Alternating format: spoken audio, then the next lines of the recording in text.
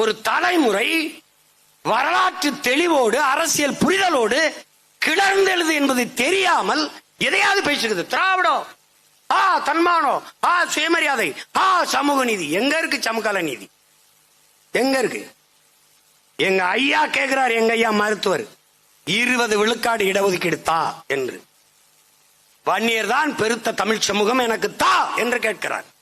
அவரே சொல்லுகிறார், குடிவாரி கணக்கெடுத்து சாதி வாரி கணக்கெடுத்து கொடுன்னு கேட்கிறார். அடுத்தது, நீங்க எதுக்கு 10.5 கொடுத்தீங்க? யாரை கேட்டு கொடுத்தீங்க?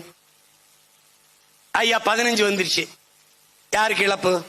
இல்ல 8 தான் வருது, யாருக்கு இழப்பு? நீங்கள் சாதி வாரி எண்ணுங்கள். வன்னியர் 2 கோடியா, 20 விழுக்காடா, 10 15? ஏற்போர் அதிகமா எதிர்ப்போர் அதிகமா பாப்போம். 10.5 நீங்க செயல்படுத்த முடிஞ்சதா? சட்ட வடிவத்தை பெற்றதா?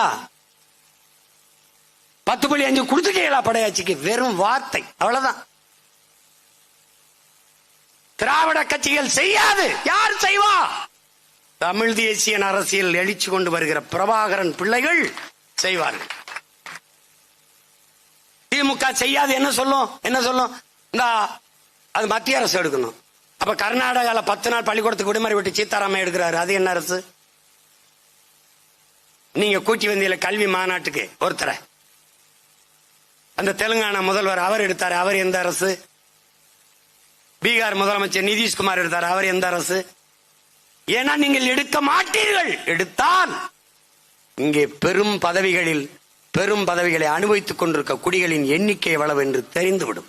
தமிழ் மக்களை எத்தனை ஆண்டுகள் ஏமாற்றி இருந்தோம் என்பது தெரிந்துவிடும்.